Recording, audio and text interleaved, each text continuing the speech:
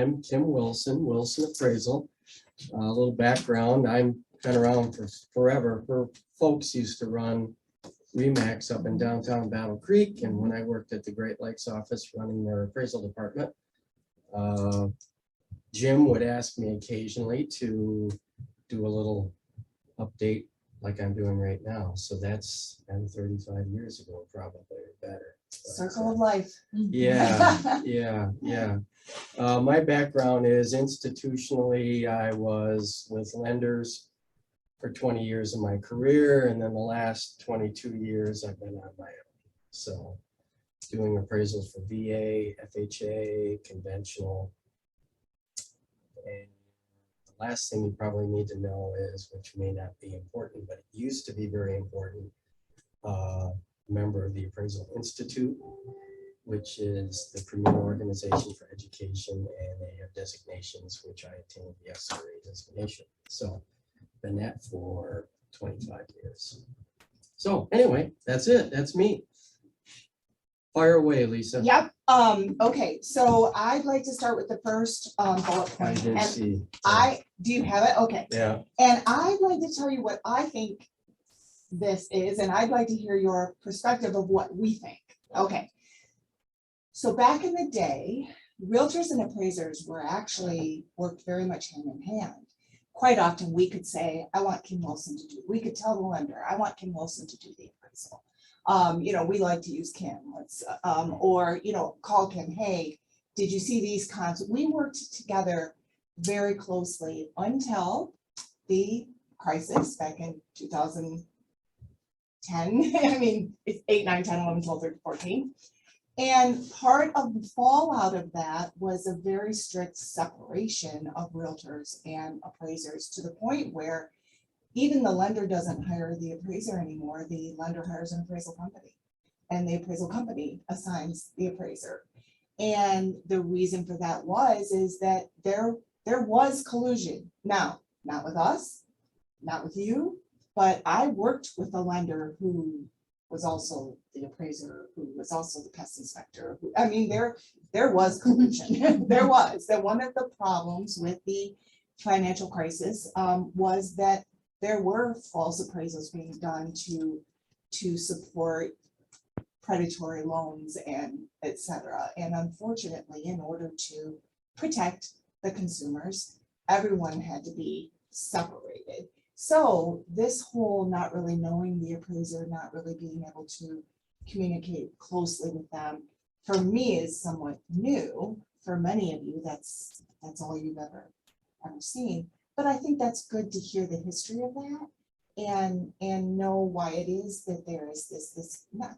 Unfortunately for me, it feels like it has almost turned it a bit adversarial. And again, not because we want it to, not because you want it to, but because of that kind of forced separation. Right. Yeah, there definitely were bad actors out there, Mm-hmm. all the way around. Mm-hmm. Oh yeah, realtors too. Yeah. Lenders, mortgage brokers, not so much traditional lenders, banks, credit unions. We're talking mortgage companies. And I remember one specifically, and I'll share a quick little story. When I went out on my own, I left Great Lakes, which was 2000. I was out cultivating some lenders and credit unions, and I came across one, and I won't mention the name, but the person I spoke with was very nice and said, Kim, you're very qualified. I want to hire you right now. I'll give you all the work you want. I only have one rule. And my one rule is, when I give you an order, there will be a number on it, and I want that number. And I said, sorry, that's unethical. That in of It's itself. unprofessional, Yeah. and it's against the law, and I cannot do that. And I walked out. That's hard to do when you're first starting out in the business. Like an agent, you walk through a house and the homeowner's stuck on, oh my gosh, my house is worth $300,000 all day long, and I'm not selling for a penny less. You do your market analysis, you go, well, I can only get like 250. I mean, that's the one you have to walk away from, because you're going to spend all your time on that, and you're going to make everybody unhappy. So that takes me back to the old gym days. So, yeah, there were bad actors, and the pendulum probably swung too far. And I always maintained, you can talk to me anytime you want, but the minute you start saying something like, I gotta have a number, I gotta have this, then the conversation ends, because now you're beginning to influence me. You're trying to influence the outcome. That's where the problem lies. Let the appraiser be independent, do their own analysis, do their own thing, and let the chips fall where they may. That's what I have to say about that. Thank you. So, which leads into the next item, right? What, if any, input can an agent have pre-appraisal? So I know you must know this, but there are agents who will literally lay comps on the counter knowing the appraiser's coming. Yeah, and there's one in Kalamazoo that I should back up. I focus Calhoun County, Kalamazoo County. I used to have a staff of 5 when I was with the lender, and we covered all of Southwest Michigan. I belong to a lot of different boards, but now that it's just me, I've shrunk down to those 2 geographic areas, which I'm very competent in and very comfortable in. And I do not go outside of those areas unless it's a very, very special case, and I'm still geographically competent. That right there is a very important thing to remember. An appraiser needs to be geographically competent. Management companies used to, I'm probably going to digress off. I'm glad you are, because But- we didn't, I didn't put geographical Yeah, but competence that's a in my very questions, and that important is thing. important. Because, and I'm not trying to disparage management companies or appraisers, it's just a reality. If you don't know the market area that you're appraising in, how can you be an expert? Because you're holding yourself out to be an expert. Amen. And if you don't, then you shouldn't go there. Management companies hire quick, fast, and dirty, and that's usually what they get. Not always, but my experience has been that's their operations. So being recorded. But geographic competency, if you have an appraiser coming from Grand Rapids or Lansing coming down here for the first time, I would ask a question. If you know and you've asked, how long you been working in Battle Creek? Oh, this is my first time down here. I'll get it done in 2 days for you, no problem. That's a lot of alarms that go off. And what is our recourse? I've been told that an agent can, when they call to schedule the appraisal, that you can say no once, that you can say, nope, not that one.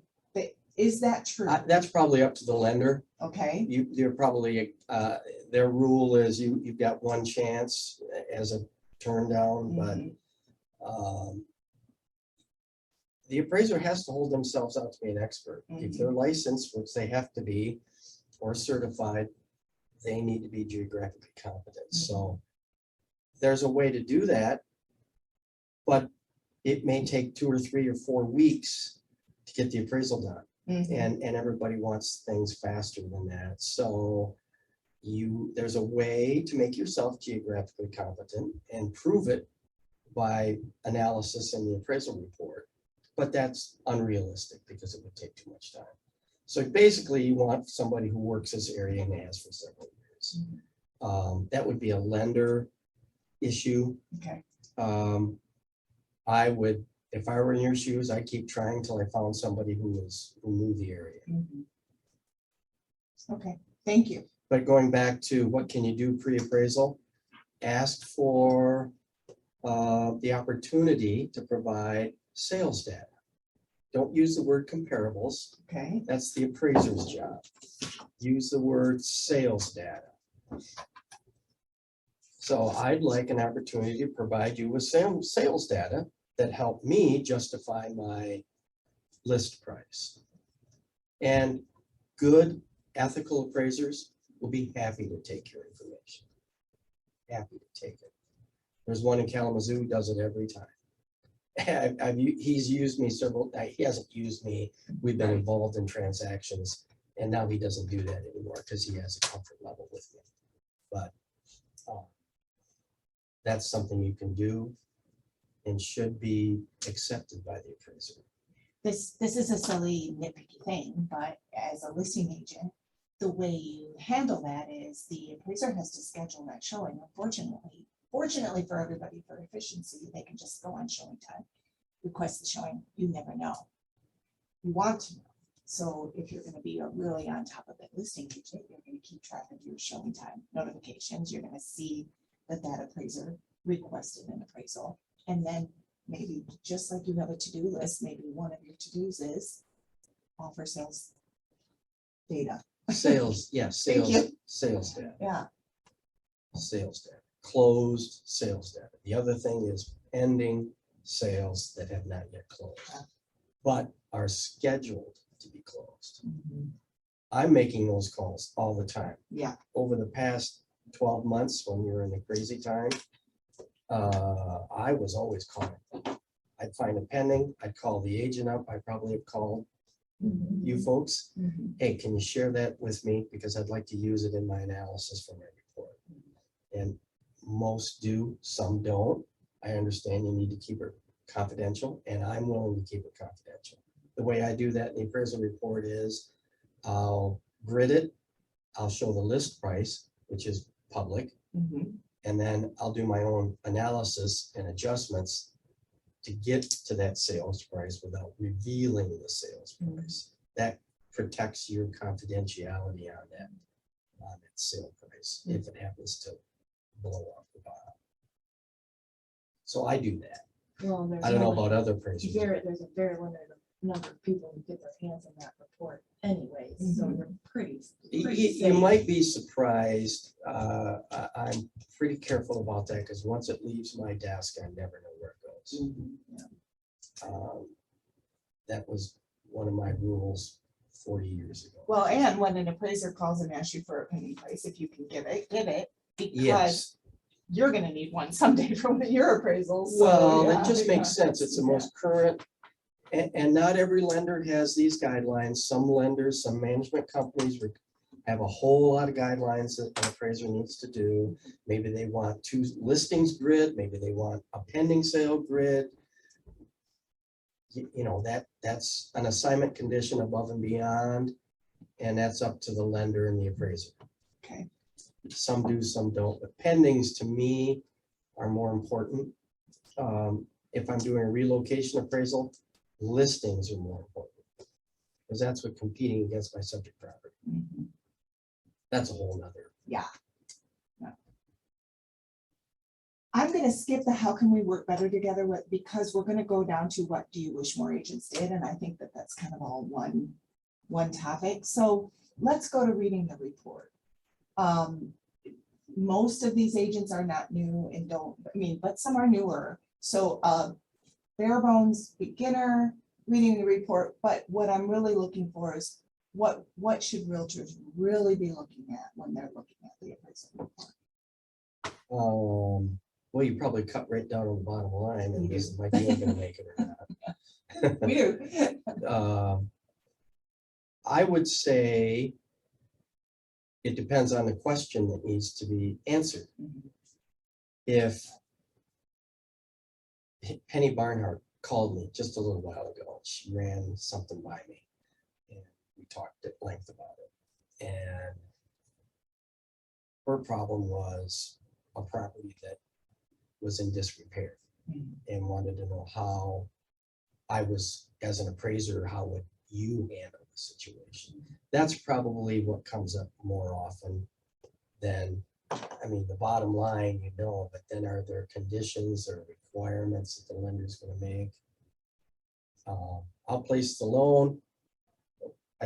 I'm not a lender, but I worked in that industry for 20 years. Things have changed dramatically.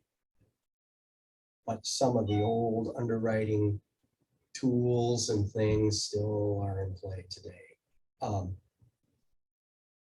It may be a cosmetic issue, it might be a structural issue. Is the appraisal as is? Is it subject to completion of something? So those are questions that you need answered. I don't know if I'm answering your question, Lisa, but what should you be looking for when you're reading the Are there report? times when an agent calls you and you think, I mean, it's right there on the report. Like, Oh. what are we missing? What's important for us to see? And maybe there is no answer to this. I was. Maybe my interpretation would be, let's say you got an FHA or a VA listing. And you walk through and you identify a couple things that need to be done that are obvious, that won't pass a VA loan. But there's some things you might miss too. That might be a question. And VA, FHA, Freddie, Fannie, they're the GSEs, government sponsored enterprise, that guarantee loans for lenders. Those are the place where all these guidelines come from. So there's websites that you can go to, minimum property standards. VA has a minimum property standard, FHA, HUD, Fannie Mae, Freddie Mac, they all have websites that you can easily go to and look at minimum property standards. What are they looking for in a home that's bare bones in order for them to put a loan on? Thank you. Okay, let's see. What are the biggest things you're looking for with a government-backed appraisal? So that's kind of, we're Yeah, just segued weaving into from one to that. the next, yeah. I can't speak for all appraisers, but personally, I have a pretty wide background. I'm real active in the home builders. I do have a builder's license. I understand all of that, but I use it through the lens of an appraiser. The typical hot buttons are lead-based paint. If the house is built prior to 1978 and there's lead-based paint, regardless if it's been scraped off and repainted, it's automatically assumed to have lead-based paint. So if your house that you're listed or involved in the transaction was built prior to 1978 and there's peeling paint, it's going to be a requirement to correct that peeling paint. Scrape it, remove it, paint it. Handrails. Safety handrails on stairs that are 4 steps or greater. That's outside and inside. Even with an attic, maybe you've got a walk-up attic, something on Garrison that has a walk-up attic and there's a narrow stair going up, that's got to have a handrail. Decks, platform decks, if they're 2 feet or less above the ground, doesn't need a railing. And generally those have 2 or 3 steps, so you don't need a handrail on that. If you're 2 feet or higher, you need to have a guardrail around the deck, steps. Those are kind of the hot button stuff.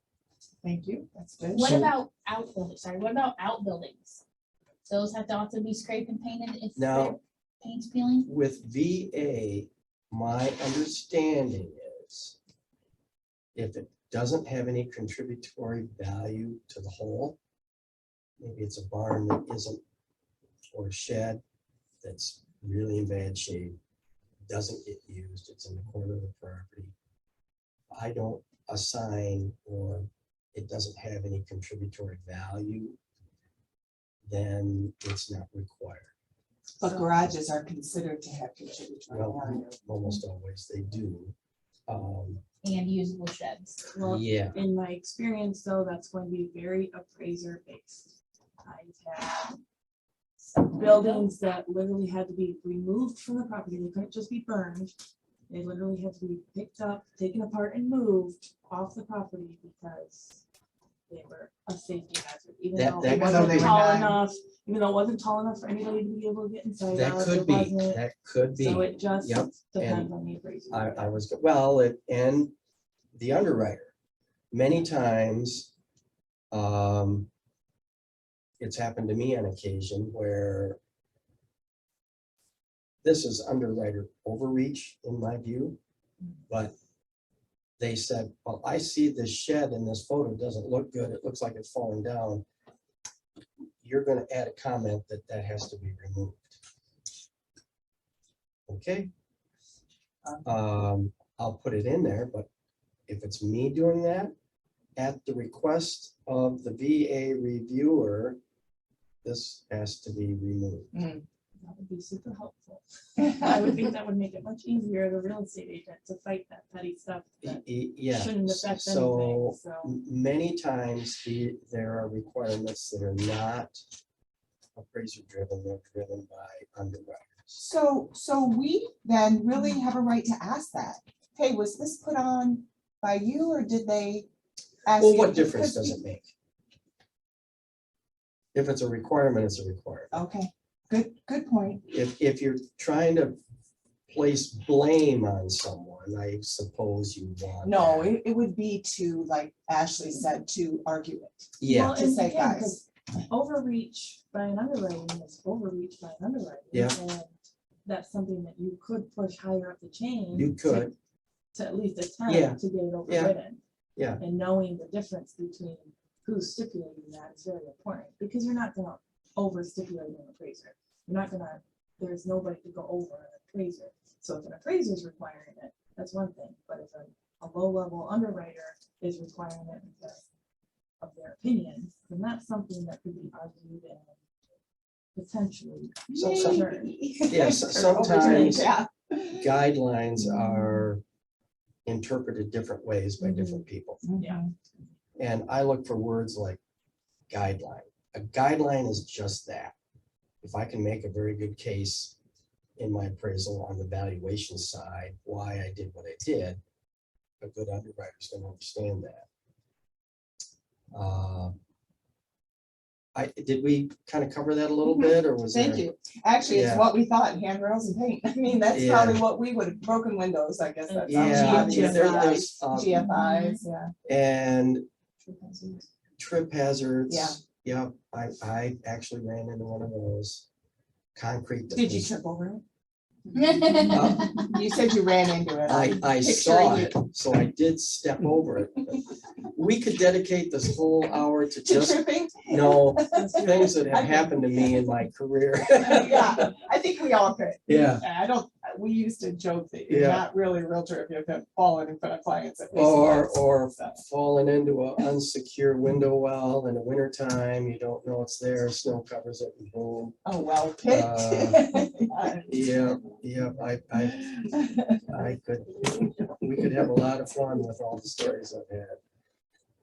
GFI plugs, even in an old home, Mhm. if you've got a plug right next to the sink, bathroom, laundry room, kitchen, if it's right there and it's not GFI protected, that's something I'm gonna call out every time. It should be there. It And really is a safety issue. We're of the opinion that if we can see that up front and we can get it fixed before you come, first of all, we save a reinspect fee. And second of all, there's less oversight on how the repair is done. And I don't mean that in a sneaky way. I just mean a GFCI is not rocket science. Mhm. But then when the lender gets involved, then it has to be done by a certain person and where there are things, scraping and painting.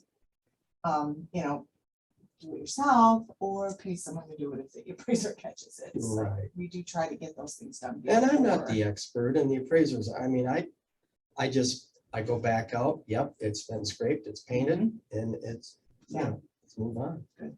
I'm not the lead-based paint expert, but I can identify what year and if it's peeling or not, like you folks can, you'll see that stuff. Okay. So that's the big hot buttons, broken windows, GFI plugs, handrails, guardrails. Things that maybe aren't quite as obvious would be a house that was built in the 90s and they backfilled too early and the wall goes, the grade goes like this towards the foundation. And it's real obvious that will have to be corrected so that when it rains, the water runs away from the foundation, not into the foundation. Little things like that. So there's a bunch of them. But those are the biggies. Thank you. So this next one is a bit of a hot button for us. How do you calculate adjustments? Where do those adjustment numbers come from? For instance, right?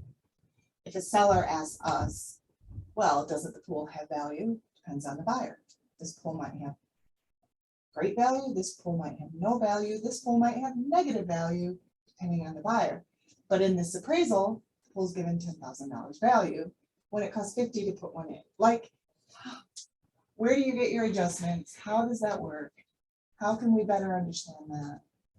In an absolute perfect environment, which we don't have, but I will have 5 houses that have sold that are in Southgate, Morningside Drive, Meadow, Knollwood. And that's a good one to use. That's where I did my demonstration appraisal report, by the way, back in '88. So you do what's called matched pair analysis. I have 5 houses, they're all tri-levels, they're all 3-bedroom, 1.5 bath, 1,500 square feet. Built by the same builder, the same year. Yeah.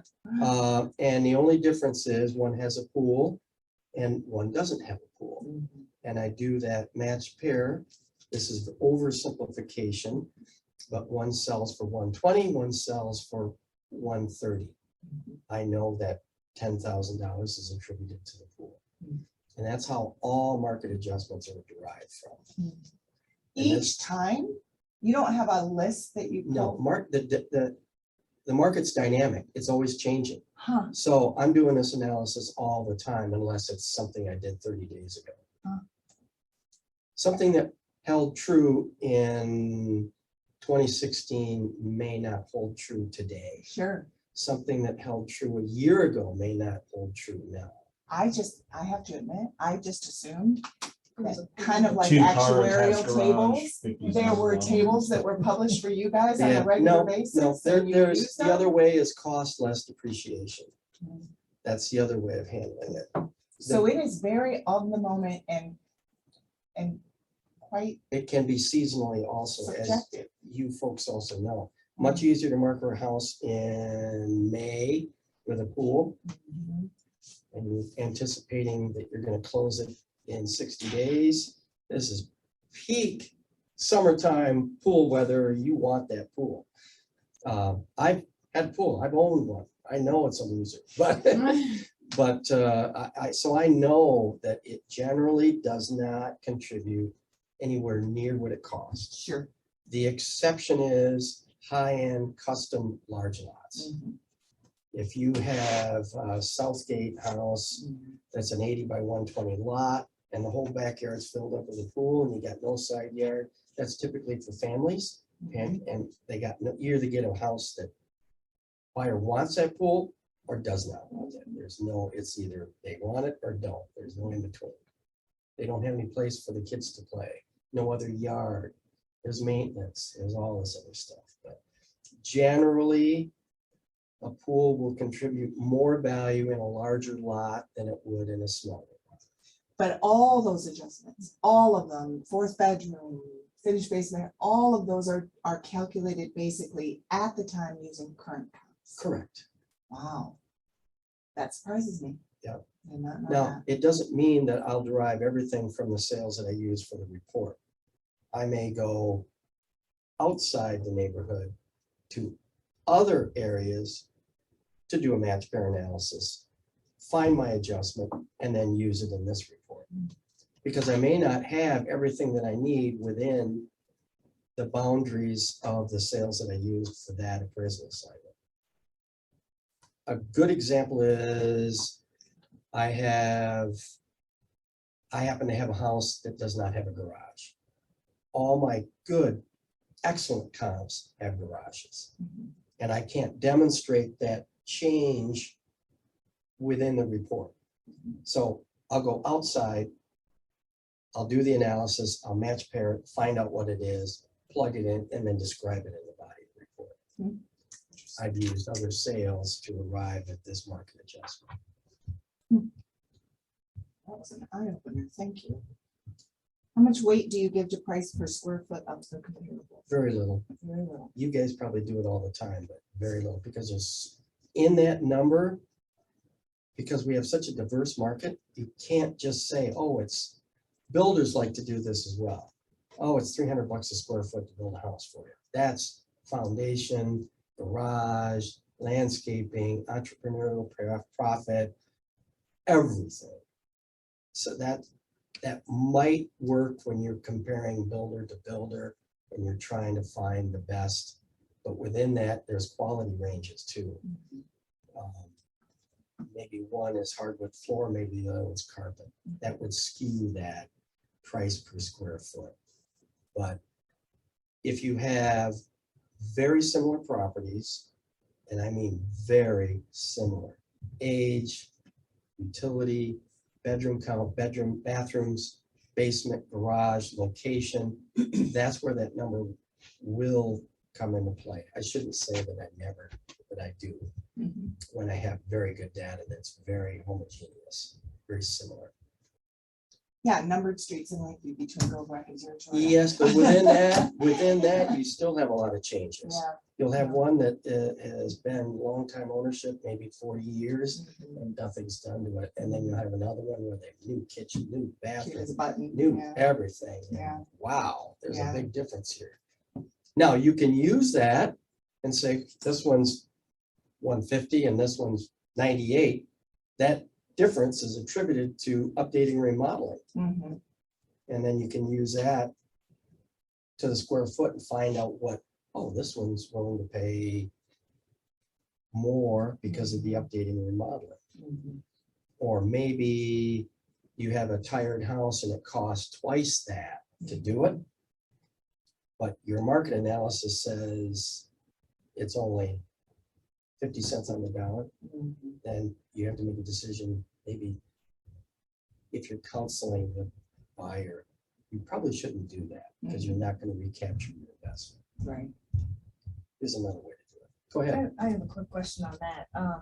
It seems like in most of the appraisals I see, the biggest adjustments are made based on square footage differences on a lot of the ones that I see. And so it's led me to kind of generally believe that a bigger, less nice house will be much easier to get appraised than a smaller, really, really nice house. Is that something that you run into a lot? I've had way more problems on the smaller, nice ones because it feels like the adjustments don't get made as highly for condition score as opposed to the really big house gets massive adjustments based on square footage.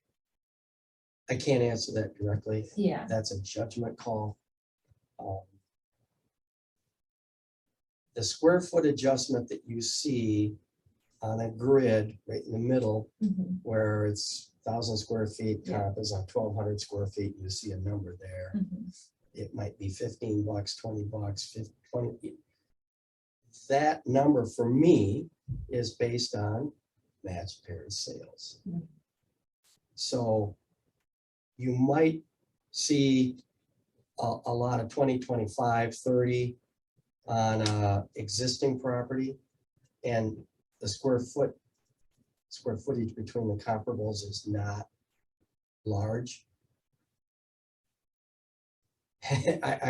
There's really no good answer to give you on that. If I'll give you another example, not a good example, but an example would be if the bedroom count is the same, the bathroom count is the same, maybe it's 8 rooms, 4 bedrooms, 2 bathrooms. And you walk through the house and you can't distinguish between an 1,800 square foot house and a 1,900 square foot house. Your buyers and you, including me, walk through and you might not even know the difference. Say, well, these houses are exactly the same. So how can an appraiser make that big adjustment so that you might see a very small adjustment there? Maybe it's only $10 or $5. And again, that's based by match pair analysis. Does that answer your question a little bit? It kind of does. It keeps circling around to different questions. That brings up more questions. No, actually, Yeah. this is very eye-opening. So when I wrote this agenda, when we were gonna get to tell us your side of the story, when an agent attempts to challenge the appraisal, I'm feeling like we've learned a lot here. We've learned a lot that gives us a lot of perspective that, for instance, I'm almost gonna ask your advice on challenging an appraisal rather than how do you feel about Yeah. it? Because Kassiana's right. I've got this little house, but it's a dollhouse, and it's just not being given credit for that. And you're kind of supporting her concern that it depends, and it depends, and it depends. Well, then we do have a lot of input to give. So first of all, absolutely offer sales data before, Yes. I mean, If you have the cute, super, you've got 5 buyers behind the one you wrote the offer on. mhm, That needs to be communicated to the appraiser. mhm. I'm asking these questions, but sometimes, and I'm not trying to call out all appraisers, but younger appraisers tend to be so focused on lender guidelines Mhm. that they can't see the Forest through the trees. right. And guidelines are just that. You want, and I'm classically trained in appraisal, and that serves me well. Sometimes it doesn't, but go outside the neighborhood. I don't care if it's a mile, 2 miles away. If I'm in Lakeview and I'm in Morningside and I've got no sales, I'm going over to Westbrook Elementary, Chalmers. I'm going to that neighborhood because they're same era, same built. Is it over a mile? Yes. Mhm. But would a buyer go there as well? Right, Absolutely they would. right. So guidelines are just that. The best way to handle that would be, gosh, I've got 2 sales. They're right here in Lakeview or Harper Creek or the city, wherever it is, Urbandale. Here's one that's pending. I want to communicate that, shows and demonstrates that we have a market for this small, perfectly maintained, updated home. Mhm. That's the best thing you could do. Best thing you could do. And, But go getting ahead. back to the appraiser is shoehorning sales data into his report because of guidelines, or her report because of guidelines, and that's the wrong thing to do. Mhm. That's my opinion. And they're so driven by guidelines and what the underwriter's gonna slap my hand, the AVM is gonna slap my hand because I didn't do this or this or this. You're allowed to do whatever is ethical, professional, and proper methodology within your report, so long as you explain what you've done. Right. I Just- had to go outside the Just 1 mile radius explain what you've because, done. but it's a count because of this. Yep. Yep. So, I think sometimes I would sympathize with an appraiser and say, after the appraisal is done, it's the hardest time to fix something, because now you're challenging their professionalism. And if an appraiser were literally to be like, oh, you're right, I need to change that, it then undermines their appraisal, right? So really, the more we can do as agents upfront, the better. But let's just say we get an appraisal and it comes in low, and there, we just know this is not right. Yeah. What do we do? What's the best way to say, how do we have a voice after the fact? Go back to the sales data. Yeah. And just say, I'd like an opportunity to present these sales Mhm, because this is what I based my listing on. mhm, And I have 5 backup offers written, mhm. ready.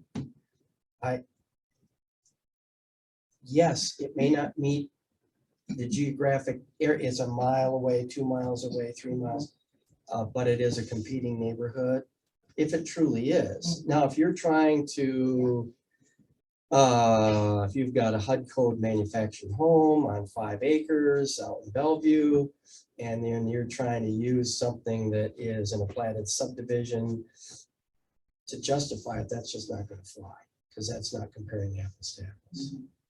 If you have a 2-story or a totally dissimilar style, bedroom count, just because it's sold at a price that makes your deal good, doesn't mean it's a true comparable. That's where usually you run into problems is, well, I got 6 sales here and they're all 200,000. What's the problem? Well, That one happens to have 4 bedrooms, yours has 2. That one has 5 acres, you've got 1. This one has a pole barn, you've got a shed, on and on and on. Which proved out of point.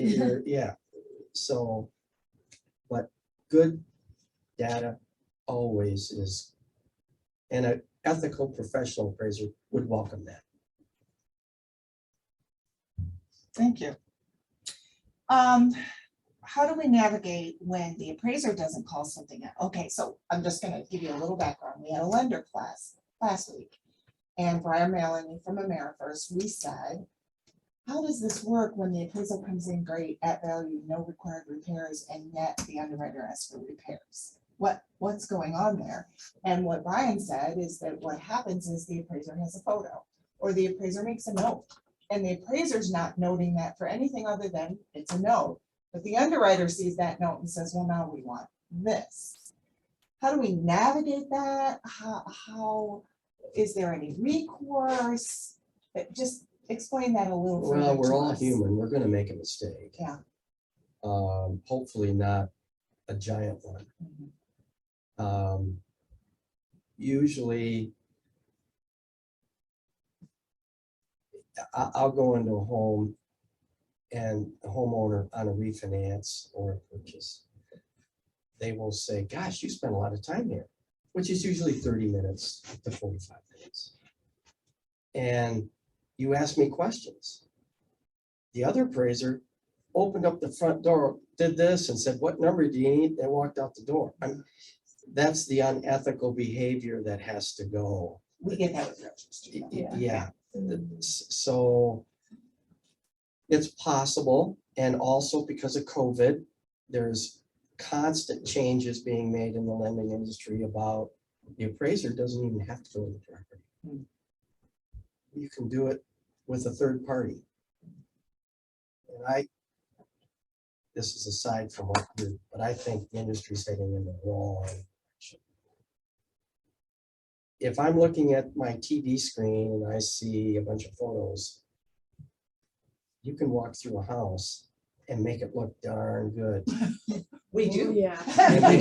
We actually Real do. We're known for that. That's why I'm calling you guys. Okay, give me the straight scoop here. Yeah. Because, and it's not the appraiser's fault, it's I'm doing an exterior or I'm doing a hybrid, or I'm doing one of these new requirements where I don't even go on the property. I have a third party that's doing the photographing and they take a picture over here, but they don't show the pond and water. That's how that can be missed. Yeah. Is if that's one of those hybrid appraisals. Okay. That's not the appraiser's fault, that's the system. Okay. But your best recourse would be, may I talk to the underwriter, talk about this? Or, I mean, if it's blatant, then there's nothing much you can do. You just, okay, yep, the appraiser missed that. Maybe it was done externally, maybe it was a hybrid. Did the appraiser really walk through the property or not? I mean, if you got to know, those would be the questions I'd ask. Okay. What type of product was this? You know. Right. Okay, so I actually added a question. How do we explain a non-sale appraisal to now a seller? So we have an agent dealing with this right now. An appraisal was done, but not for the sake of the sale, for the sake of the divorce. And came in here. Now that person is selling and it is not, and it wasn't that long ago. So we're not Okay. talking about a 6-month-old appraisal Right. now. We're talking about a very recent appraisal. And now it's time to sell and it's like, okay, value, sure, it might be worth that. But I don't think we could market for that, right? How do we explain the fact that values could be different based on the reason for the appraisal? What words would Yeah, you the appraiser use? has to, number one, identify the problem, identify the client and the purpose of the appraisal. Mhm. So,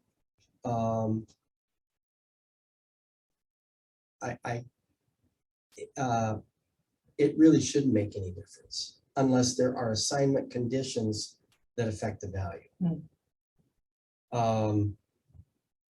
I think I there's a don't know of difference an too, though, example between for that. market value, what I could get you an offer for, and what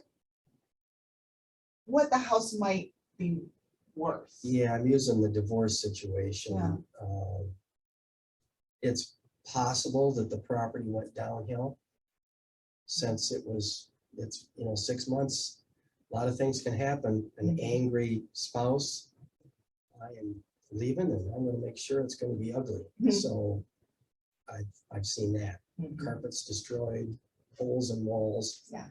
So that could affect why there's a difference. Mhm. It may have been pristine when the appraiser walked through at the time, and then it went downhill significantly. Mhm. What kind of value differences are you seeing based, maybe just say in the last 2 months of interest rate rising? Do you see that or no? I am, Yeah, because I do an analysis on everyone. I look at median sale price, I do, and I want a large sample base. Mhm. I'll look at the whole, and then I'll narrow it down to the subject market segment of the property and see what's happening. I do a year over year, I do a month over month. All this takes time, but I think it's very appropriate that you do this because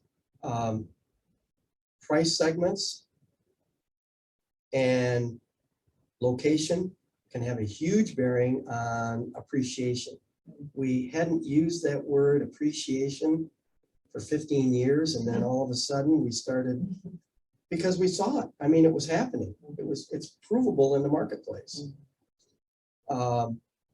There is no one magic number. Oh, everything's going up 12%, 1% a month, guaranteed, no problem. You buy this today, it's going to be worth more tomorrow. As an agent, I would never say that.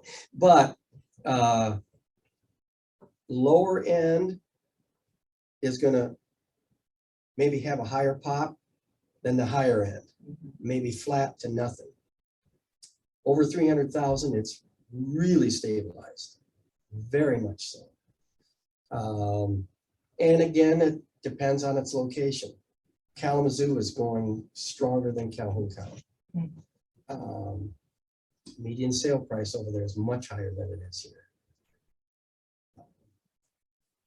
I don't know if that damn. gets you. Kalamazoo. Yeah, but yeah, it's yes, it has had an impact. There's an uptick in listings. If you really want to take a look at it, look at your analysis and see what days on market is. Look at that. That'll help you think, oh, things are slowing down. Mhm. Used to be everything sells in 5 days. Yeah. Now it's 30 days. Ooh, something's happening here. Yeah. List prices are staying here or they're trending downward. Well, we're seeing price reductions now, which was not a thing forever. Yep, Yeah. for the past year and a half. Yeah. Yep. Okay, so, Again, it goes right back to the appraiser needs to do the analysis every time because it does change.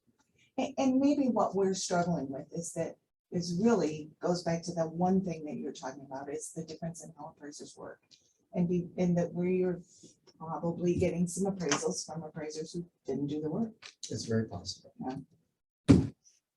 I know you're not a lender, but forever 20% down conventional meant no repairs. And now we're being surprised every once in a while. It's a 20% down conventional and there are repairs. Can you explain that at all? Again, I know you're not a lender. But I'm can you not, explain but that? it's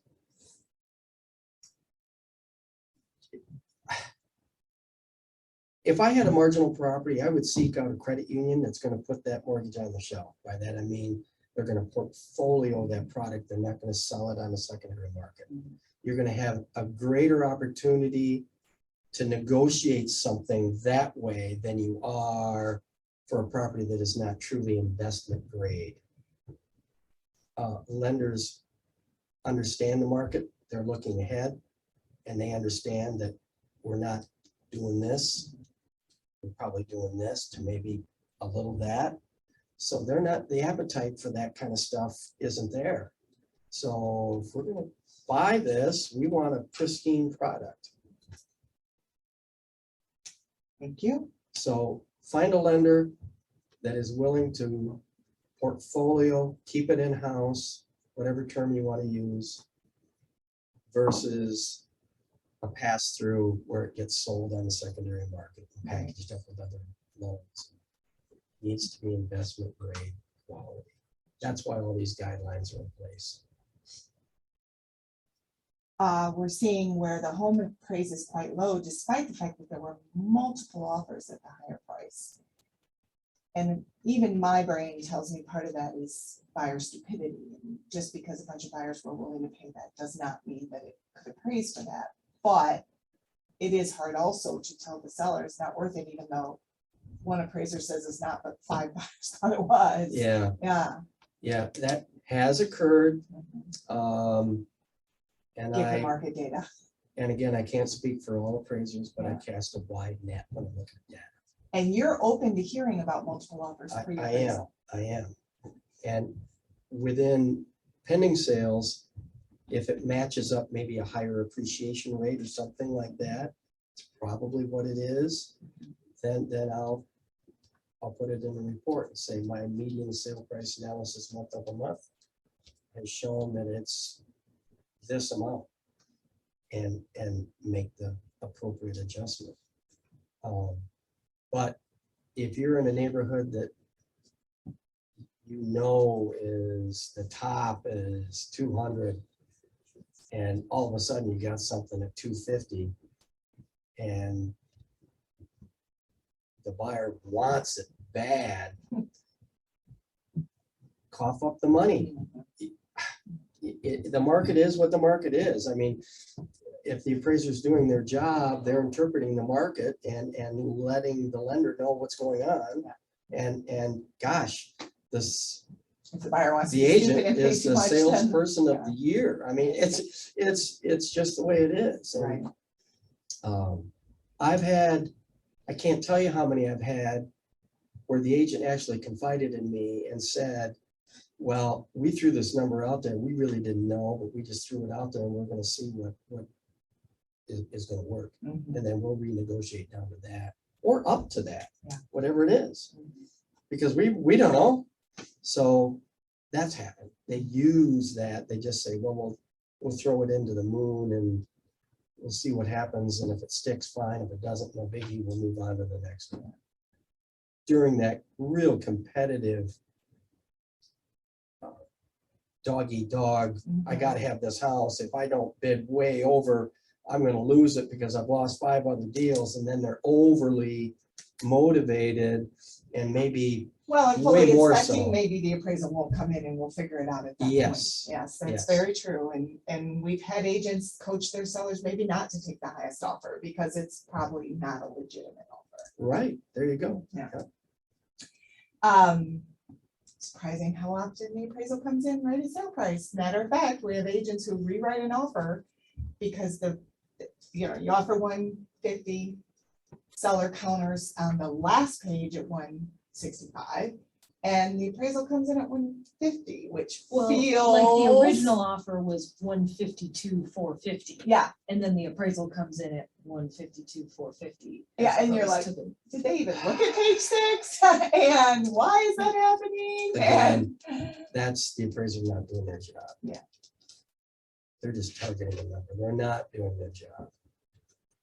It's rare that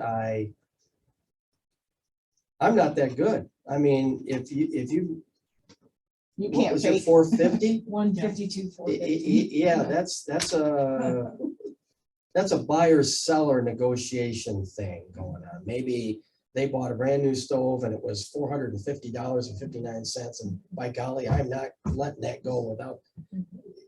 I mean, there's weird stuff that happens. So Or it's the buyer putting out a weird number, hoping Yeah. that that'll make them the highest bidder by a few dollars. If it's a weird. oh, number. the $4.99 Yeah, deal, right. or the yeah. 501 or, yeah. Yeah, mine, I'm gonna let the market fall where it is, and if I've got a little tight range, and it could be 52.6 or 52.4, but I have an abundance of data that leans me towards the 52.6 number, and through my weighted averaging, it's gonna be 52.6. That's what I'm putting down on the report, not 52.450. I'm gonna Yeah. let the market and the data and the analysis and the sales direct me to where my final value conclusion is gonna be. Right. Yeah, that seems odd, Yes, it does. but it could work out. I mean, if I had very similar houses and it was narrowed down, I've had that happen where it was in Kalamazoo and one of Alan Edwin's, and they, boy, it was right on. Yeah. Okay, so now let's throw in, how can we, oh, sorry. Yeah, how can we work better together without the appearance of collusion, and combine that with, what do you wish more agents did? And what do you wish agents would stop doing? Well, the easier one is what I wish agents would stop doing. And that is, and I understand it's your job. You want to put that property in its best possible light, but don't embellish beyond. If you say new kitchen, but you know it's 10 years old, don't say new kitchen. Say 10-year-old kitchen or newer kitchen or anything but new. Because if it's new, I'm thinking they put it in yesterday. New roof, new windows. I go out there and, okay, New since they bought it 20 years ago. yeah, 20 years ago we did all that stuff. What would you, like, if I say a new roof, if it was done Within the last last, year, within the last 5 Even years. for Yeah, me, it's I 12 would months. say 2 to 3. 12 Yeah. months or newer, if you said new, Yeah. that's acceptable. Okay. What is, I used to use the word newer. Yeah, I Newer- always newer is said what that. I do. Newer. Like Well, new within if it's the last within the 5 calendar years. year, newer if it's like within the last 2 to 5 Yeah. years. and that's reasonable. Yeah. Square footage that is not accurate. And there's been a big push for Fannie and Freddie for the ANSI standard. VA went away from that. But, and there are some appraisers, and I'm kind of in that camp, let the market tell me what it is. But if it's below grade, it's below grade. This is the #1 issue. You have a tri-level. Mhm. You got a main, you got an upper, and then you got a lower with garden windows. It may be exactly like the rest of the house, but if it's below grade, it's below grade. I don't care if it's that much, it's below grade. Mhm. Lake house with a walkout, Mhm. that is basement. That is not a 2,000 square foot house. What you have is 1,000 square foot with 1,000 square foot finished basement. So those are the big issues. Just be accurate and then embellish, or not embellish, but describe what you got. How does that affect an appraisal? If it's If the appraiser if it's doesn't do their basement and job, 1,000 square foot finished, wouldn't that still classify as usable finished square footage? And that's different than the ANSI standard. If it's a livable area, that may not be the ANSI standard. The lower what level is is, the ANSI standard? What does that I've never stand heard for? of that ANSI? before. American ANSI. Okay. I don't, And I'll Google it. yeah, but Fannie and Freddie have adopted that. For you folks and for most situations, if you have a bungalow with a finished attic, narrow staircase that goes practically straight up and it's a ladder, and you call that living area, you shouldn't. It's not. If it's 6 foot, 8 inches or less, Ceilings. that's not livable space. Do appraisers have to do the same, like, we're not supposed to count a bedroom if you have to go through another bedroom to get to it, I wouldn't. okay? We're not supposed to count a bedroom if there's not a wardrobe or a closet. Again, this goes back to what the market wants. Yeah, I've heard that closet's fine. Not a closet's fine. As long as it Um, has a, 5 by 5, 6 foot, whatever. Yeah, As long as it has and its again, own it goes entry. back to lender guidelines. VA and FHA have a bunch of guidelines, and you need a window for escape. mhm. You need a door, private And the window entrance. has to be in the bedroom, not in the basement. Correct. Yeah. I see that a lot. Well, it's got egress. Well, no, there's a door and 4 walls. You open the door and there's the walkout. Yeah, That's not egress. Yeah. my mind is working farther ahead, but a closet is preferred. But if I've got 4 sales and they're all old 100-year-old farmhouses and there's bedrooms up there and none of them have closets, and all my comps are exactly the same way and they've all marketed the same length of time as my subject property, that means it's market accepted. That means it's okay. Okay. That rarely happens, but it does. Most of the time it doesn't, and that's when you get the trigger to put a closet in, if you've got space for it. If you call a bedroom, if you've got a 6-foot by 7-foot room and you call it a bedroom, you can't get a bed in there. That's not a bedroom. That's something else. That's right. Make it a closet. Oh my God, I gotta Need have one 3 anyway. bedrooms. Okay, I'll just call this room the 3rd bedroom. Yeah. Don't do that. Just, it's 2 bedroom with a Office. So you started to say something that I want to go back to. You said, and then describe what you have. Are you asking us in the marketing report remarks to be more descriptive about the things that might matter to an appraiser? Yeah, Duh. absolutely. How that seems like such an obvious thing. Yeah, and the reason for that is it'll stop me from calling you. Yeah.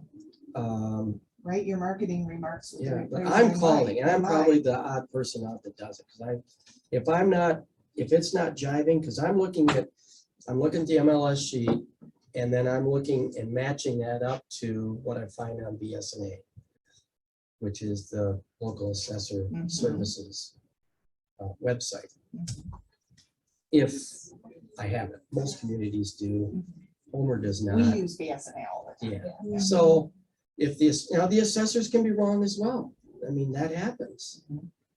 But if you say the house is 2,000 square feet and I go to BSNA and I'm looking at the footprint and it shows 1,500 square feet, I'm gonna call and find out what's the deal here. Oh, the photo doesn't show that sunroom in the back that is heated, conditioned, is livable space. That wasn't there. That's why my oh, okay, great, fine. How far behind is BSNA? Here's how soon the appraiser's been, maybe it's been 5 years. Oh, before okay. the assessor's gone out. And if Yeah. it's in if something like that in the back of the house, the assessors a lot of times don't walk around the house, they just drive by. Well, or that, the or driveway. they're using aerial. What they'll do is the insurance industry have used these for years. It's an aerial and they use mapping and they go to the roof line and it's 30 by 40 and that doesn't take into account the 2-foot overhang Mhm. or the standard is the outside wall to outside wall. Mhm. And I talked about that attic, that height, and it has to be 4 foot up, angled over. If it's 2 foot up, then you're gonna, an imaginary line to make 4 foot, and you're gonna take away space. Mm. So if this space right here is, just say it's 14 feet, 12 feet, but it starts sloping up 2 feet up from the wall. So you're talking about like the knee wall. Yeah, the You knee can't wall, start yes. counting at the knee wall until you've got to a 4 foot Don't just height. run your tape right to there. Huh? If it comes up 2 feet, slopes like this, drop a line 4 foot up, drop it down, and that's the actual ANSI standard for square footage. It's 4 foot? Oh, I thought it was taller. Well, some No, say that's where your 5, some square say footage 4. starts, but not your Height, ceiling I'm height. sorry, Okay, 2 You feet can up the start the wall. knee wall at Yeah, 4 foot the knee high. wall, got it. The ceiling has to be at least 6 foot 8. 6'8". Yeah, call it 7 foot. For your purposes, just 7 feet. Okay. If That's it's all less very than that, information. you shouldn't call it living space. And if it's below grade, I'm starting to see a little bit of that more where you get a tri-level and it's really 1,000 square feet, not 1,500 square feet. But it has a finished lower level and then another basement under that, under the main. I have to agree with you though, because that, if you do that, it makes price per square foot makes so much more sense. Yeah.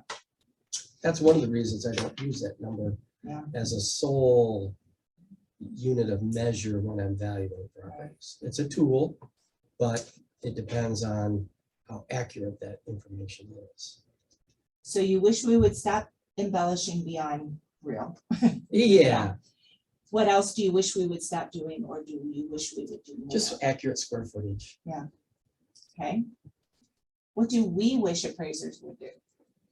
I mean, it sounds like most of the things you said that you do are the times when I had trouble with appraisers, like when we were in the middle of everything going up by 20% a year. Like selling something in historic North Side that last year would have sold for 70,000 and now sells for 95. And they're using a comp from almost a full year ago and not making any adjustment for time, which it sounds like is something that you do. I wouldn't do it You, because You unless would it's make adjustment for time. absolutely, if it's Yeah. appropriate, and that's why I do that median sale price year over year, month over month analysis on every report, Yeah, so that I know what's happening in there. yeah. So it sounds like most of the issues I have are things that you, you do correctly. Well, and I'm just telling you what I do. Yeah, well, we appreciate it. Yeah, yeah. We appreciate it. Very There's a lot of and, eye-opening information here. and I get yelled at because you looked at it 2 days ago, how come I don't have the report? Well, I'm doing the I always analysis. get super, I hate it when an appraiser's at the home and then they have the appraiser in hand at the lender next day. I'm sorry, that appraiser didn't do their job. And they're Yeah. turning it, if they were in the home less than 12 hours ago and the lender has it in hand, They've they didn't do the job right. they've probably done a lot of, or had a support person do a bunch of the prep work ahead of time. Maybe. Maybe. That's not enough time to even process the information you're looking at. That's why I think these hybrid systems and the appraiser just sits at his desk at a computer screen in a locked closet, and never leaves. Yeah. That's just wrong, because there's so much you gain From being in the from home yourself. driving to the property, observing your surroundings. For sure. Mhm. Same seeing here. what's That's going why on. his estimate I is mean, not accurate, because the you old- weren't there. The old Yeah. location is so true today. Now, I get it, from COVID, you can work for a company in California and live in Michigan and do your job. Yeah, I get that, but when you're evaluating real estate, you need to know what the market is. Well, obviously, I mean, We- when we talk even about lenders and underwriters, right? Basements are everything in Michigan, and you get an underwriter from Michigan, and they're like, what's the big deal? about the Yeah, or what's a basement?" Michigan basement? What the heck is that? Yeah. Yeah. Yeah. yeah. Okay, so for correctness sake, it is 11:08. Oh, yeah. Thank you.